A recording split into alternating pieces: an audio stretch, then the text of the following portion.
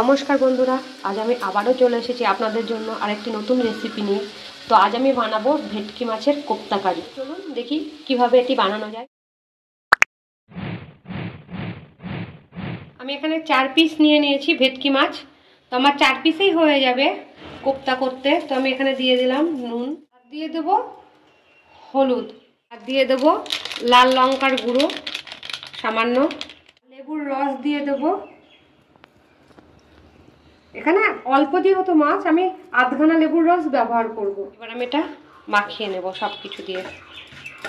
এটা আমি ম্যারিনেট করে রাখতে হবে 15 থেকে 20 মিনিট। আমার দেখুন এটা মাখানো হয়ে গেছে। তো এটাকে আমি রেস্টে রেখে দেবো। কড়াই বসিয়ে দিয়েছি, কড়াইটা গরমও হয়ে গেছে। এবার আমি এর মধ্যে দিয়ে দেবো তেল।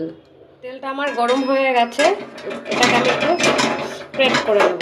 মাছগুলো ভালো ফ্রাই করবো, খুব বেশি ফ্রাই করবো না, হালকাভাবে ফ্রাই করে নেব।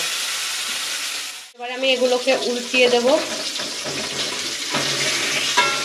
এটা খুব বেশি কড়া করে ভাজতে হবে না, জাস্ট হালকাভাবে আমি ভেজে নেব। তো দেখুন এখানে আমার নিয়েছি কিছুটা রসুনের কিমা, নিয়েছি আদা কুচোনো, লঙ্কা কুচোনো, এখানে আমার রসুন পেস্ট করা আছে। এখানে দেখুন রয়েছে আলু, দুটো আলু আমি সেদ্ধ করে নিয়েছি, একটা ম্যাশ করা হয়ে গেছে প্রায়, আর একটা আমি ম্যাশ করব।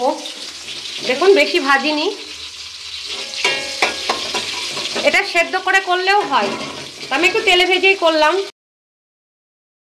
এই মাছে কাটা থাকে না ভেটকি মাছে, যদি 2-1টা থাকে তো আমি বেছে নেব। এটাকে একটু ভেঙে দিলে তাড়াতাড়ি ঠান্ডা হবে। এই মাছে কাটা থাকেই না। তেলগুলো আমি বাদ দিয়ে দেবো, তেলগুলো নেব না।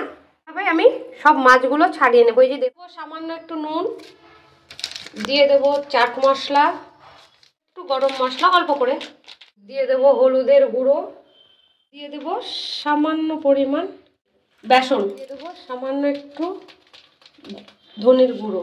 সবগুলো একসাথে মাখিয়ে নেব। সামান্য একটু তেল, জাস্ট হাতে লাগবে না ওই জন্য মাখিয়ে নেব। এবার আমি এরকম করে অল্প করে নেব, নিয়ে কোপ্তার শেপ দেব, হাতে করে নেব। দেখুন এরকম করে এক একটা করে বানিয়ে নেব। তেলের মধ্যে আর একটু তেল দিয়ে আমি এগুলো ভেজে নেব। দেখুন সবগুলো আমার ভাজা হয়ে গেছে, এবার আমি এটা তুলে নেব। তো আমি তুলে নেব একটা একটা করে। দেখুন আপনাদের বলা হয়নি, আমি কিন্তু আরও 1 চামচ বেসন অ্যাড করেছিলাম, মোট 2 চামচ বেসন আমি এর মধ্যে অ্যাড করেছি, লাস্ট ব্যাস। দেখুন সবগুলো আমার ভাজা হয়ে গেছে, এতগুলো হয়েছে। দেখুন এখানে আমি নিয়ে নিয়েছি 2টো তেজপাতা, একটা শুকনো লঙ্কা, এটা আমি দিয়ে দেবো। নিয়েছি লবঙ্গ, এলাচ আর দারচিনিগুলো আমি ফাটিয়ে নিয়েছি, দিয়ে দিলাম। পেঁয়াজগুলো আমার একটু ভাজতে হবে। দিয়ে দেবো রসুন, গ্রেট করা রসুন, নাড়িয়ে নেব। দিয়ে দেবো আমি টমেটো, এখানে আমি অর্ধেক টমেটো নিয়েছি, একটা টমেটো গোটা নিইনি। দিয়ে দেবো নুন, নাড়িয়ে নেব। এখানে আমি ফাটানো দই নিয়ে এসেছি, এখানে 3 চামচ দই হবে। আমি দিয়ে দেবো ধনের গুঁড়ো, দিয়ে দেবো জিরের গুঁড়ো, লাল লঙ্কার গুঁড়ো, কাশ্মীরি মির্চ, এটা জাস্ট রং হওয়ার জন্য, হলুদের গুঁড়ো, মিশিয়ে নেব। আমি এটা এর মধ্যে দিয়ে দেবো, নাড়িয়ে নেব। দিয়ে দেবো আদা বাটা, কষিয়ে নেব। দিয়ে দেবো সামান্য চিনি ব্যালেন্সের জন্য, নাড়িয়ে নেব।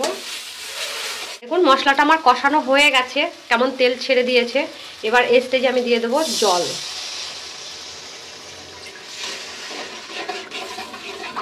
আর একটু লাগবে, ঝোলটা আমি ফুটতে দেবো। দেখুন গ্রেভিটা আমার ফুটতে লেগেছে, এবার আমি এটা ঢাকা দিয়ে 5 থেকে 10 মিনিট ফুটিয়ে নেব। এবার আমি কোপ্তাগুলো সব দিয়ে দেবো মধ্যে, রেখে দেবো। এটা একটু ফুটু হয়ে গেছে, এবার আমি এটা গরম মশলা দিয়ে দেবো, নাড়িয়ে নেব। দেখুন কি সুন্দর লাগছে কালারটা। এটা আমার হয়ে গেছে, এবার এটা আমি সার্ভ করব। দেখুন কি চমৎকার হয়েছে, এই গ্রেভিটুকু আমার লাগবে। দেখুন এইভাবে ভেটকি মাছের কোপ্তা করলে এটা কিন্তু খেতেও ভালো লাগে। থেকে জাস্ট কয়েকটা ধনেপাতা ছড়িয়ে দেবো, এটা অপশনাল, আপনারা চাইলে দিতেও পারেন, না দিতেও পারেন। আমি কিন্তু এতে ধনেপাতা ব্যবহার করিনি, দেখতে ভালো লাগার জন্য দিলাম। তো ভিডিওটা তখন দেখার জন্য অনেক ধন্যবাদ। ভিডিওটাকে অনেক অনেক করে লাইক করুন, শেয়ার করুন, আর এই চ্যানেলটিকে সাবস্ক্রাইব করে রাখুন, যাতে আগামী ভিডিওগুলো আপনারা খুব সহজে আর তাড়াতাড়ি পেয়ে যান। এটা অন্তত একবার করবেন, এটা আমার আপনাদের কাছে রিকোয়েস্ট রইল। এটা ভাত দিয়ে, রুটি দিয়ে, যাই দিয়ে খান না কেন, এটা খেতে সত্যি খুব ভালো লাগে। এটা ছোট থেকে বড় সকলেই ভালোবাসবে এই রেসিপিটা। আর এই রেসিপিটা সত্যি, এটা দেখুন দেখতেও যতটা সুন্দর হয়েছে, এটা কিন্তু খেতেও ঠিক ওর থেকে বেশি সুন্দর লাগবে। তো আপনারা অবশ্যই এটি একবার হলেও অন্তত বাড়িতে ট্রাই করবেন। আমি যেভাবে বানিয়েছি সেভাবে বানাবেন, আর আমাকে কমেন্টে অবশ্যই জানাবেন এটি কেমন হয়েছে।